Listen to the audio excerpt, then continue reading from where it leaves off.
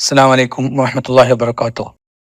ബഹുമാനപ്പെട്ട മുഅ്മിനീങ്ങളെ, നമ്മൾ ജീവിതകാലം മുഴുവനും നന്മ ചെയ്തിട്ടും തിന്മയിൽ നിന്നും വിട്ടുനിന്നിട്ടും ഹബീബ റസൂലുള്ളാഹി തങ്ങളെ സ്നേഹിച്ചിട്ടും ഈ പരിശുദ്ധമായ ദീനിനു വേണ്ടി പ്രവർത്തിക്കുന്നതും പള്ളിയും മദ്രസ ഉണ്ടാക്കുന്നതും എന്തൊക്കെ നമ്മൾ നന്മകൾ ചെയ്യുന്നതൊക്കെയും ഈമാൻ കിട്ടാനാണ്. അപ്പോൾ എന്താണ് ഈ ഈമാൻ എന്ന് മനസ്സിലാക്കാതെ നമ്മൾ ഒരു കൊട്ടക്കണക്കിന് ഒരു പോക്കുണ്ടല്ലോ, അത് നമുക്ക് ക്ഷീണം ചെയ്യും. കാരണം നമ്മൾ തേടേണ്ടത് ഈമാൻ കിട്ടേണ്ട സാധനമാവില്ല കൈ പിടിക്കുന്നത്. നമ്മൾ വോട്ടെടുപ്പിന് പോകുമ്പോൾ രേഖ കൈ പിടിക്കാതെ പോയാൽ വോട്ട് ചെയ്യാൻ പറ്റില്ല. പാസ്പോർട്ട് കൈയില്ലാതെ പോയാൽ പുറത്തേക്ക് പോകാൻ പറ്റില്ല. അപ്പം പോക്കും കാര്യമൊക്കെ നീയത്തൊക്കെ ശരിയാണ്. വേണ്ട രേഖ കയ്യിലില്ലെങ്കിൽ ഇത് എവിടേക്ക് പോകണമെന്ന് മനസ്സില്ലെങ്കിൽ, നമ്മൾ പോകേണ്ടടുത്ത് ചെന്നില്ലെങ്കിൽ, അല്ലെങ്കിൽ നമുക്ക് ആവശ്യമുള്ളത് നമ്മളെ കയ്യിലില്ലെങ്കിൽ, അത് മനസ്സിലാകാതിരുന്നാൽ നമ്മൾ പോക്ക് വെറുതാവും. ലക്ഷ്യം മനസ്സിലാവാതെ പോയാൽ, അതിനുള്ള റൂട്ട് മനസ്സിലാവാതെ പോയാൽ എത്തേണ്ടടുത്ത് എത്തിക്കൊള്ളണമെന്നില്ല. അതുകൊണ്ട് എന്താണ് ഈമാൻ എന്ന് പഠിക്കൽ നമുക്ക് നിർബന്ധമാണ്. സത്യത്തിൽ എന്താണ് ഈമാൻ? ഇതൊരു മനുഷ്യൻ പഠിക്കണം. ഈമാൻ എന്താണ് നമുക്ക് പഠിച്ചു നോക്കാം. എന്താണ് അതിൻ്റെ ഹക്കീക്കത്ത്? ഈമാൻ്റെ യാഥാർത്ഥ്യം എന്ത് എന്ന് പഠിക്കാൻ നമുക്ക് ശ്രമിക്കാം. അല്ലാഹു തൗഫീഖ് ചെയ്യട്ടെ. അപ്പോൾ യാ അയ്യുഹല്ലദീന ആമനൂ ആമിനൂ, ഖുർആൻ്റെ ആയത്ത്. മുഅ്മിനീങ്ങളെ, നിങ്ങൾ മുഅ്മിനാവും, വിശ്വസിക്കണേ. കാഫിരീങ്ങളോടല്ല, മുഅ്മിനീങ്ങളോടാ പറഞ്ഞത്. മുഅ്മിനീങ്ങളെ നിങ്ങൾ വിശ്വസിച്ചോളിട്ടോ. ആ പേരുകൊണ്ട് നമ്മൾ മനസ്സിലാക്കേണ്ടത് എന്താണ്, അപ്പം അതിൻ്റെ ഒരു പ്രത്യേകത എന്ന് മനസ്സിലാക്കണമല്ലോ. മുഅ്മിനായ ഒരാളോട് പിന്നെ വിശ്വസിക്കാൻ പറയേണ്ട ആവശ്യമില്ലല്ലോ. നമുക്ക് ആ വിശദീകരണത്തേക്ക് പോകാൻ നേരമില്ല. അപ്പം എന്താണ് മുഅ്മിനായവരോട് വീണ്ടും വിശ്വസിക്കാൻ പറയുന്നത് എന്ന് പഠിക്കണം. ഇൻഷാ അല്ലാഹ് ആദ്യം നമുക്ക് എന്താണ് ഈമാൻ എന്ന് പഠിക്കാം, അപ്പോൾ മനസ്സിലാവും. അപ്പം നമ്മൾ മനസ്സിലാക്കേണ്ടത് ഈമാൻ എന്ന് പറഞ്ഞാൽ ഇൽമോ അമലോ അല്ല. ഇൽമ കൊണ്ടും അമല് കൊണ്ടും ഒരാൾക്ക് ഈമാൻ കിട്ടൂല.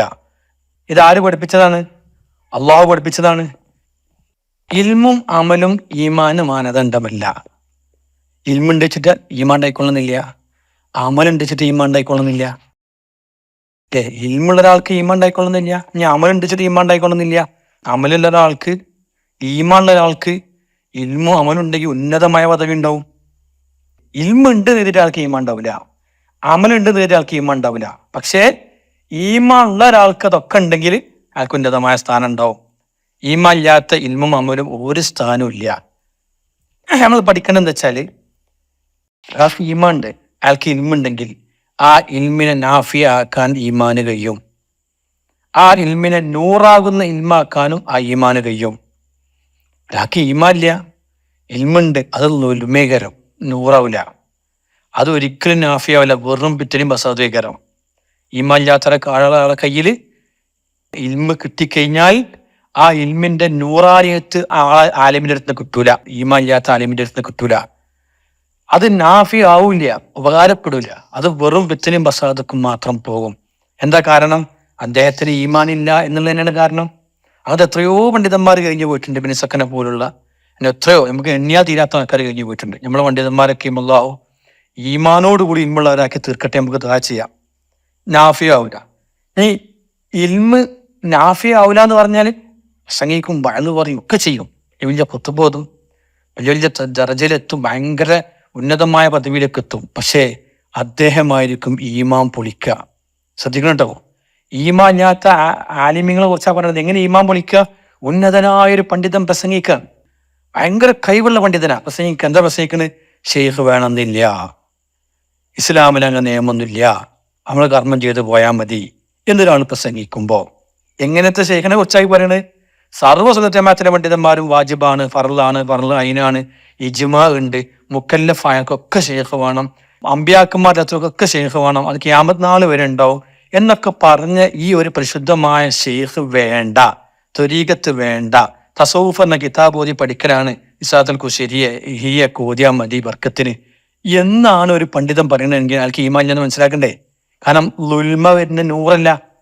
നൂറെന്ന യദ്ഖുലു ഖൽബിൽ മുഅ്മിൻ, മുഅ്മിന്റെ ഹൃദയത്തിൽ കയറുന്ന ഒരു നൂറാണ് ഈമാൻ. ആ നൂറില്ല, അപ്പോൾ അദ്ദേഹത്തിന് ഇൽമു ലുൽമ വരിക. അപ്പോൾ ഒരാൾ ഇങ്ങനെ വിളിച്ച് പറയണ്ടെങ്കിൽ ശ്രദ്ധിച്ചോളി, അയാൾക്ക് ഈമാൻ ഇല്ല എന്ന് ശ്രദ്ധിക്കണം. നേരെ മറിച്ചിട്ട് ഷെയ്ഖ് ഉണ്ട്, ഷെയ്ഖിന്റെ മഹത്വമൊക്കെ പറഞ്ഞു നമുക്ക്. എല്ലാ കാലത്തുണ്ടോ കിട്ടൊക്കെ ചെയ്യും എന്നൊക്കെ പറയും. എനിക്ക് തിരിഞ്ഞു കിട്ടൂല എന്നറിയും ചില ആൾക്കാർ.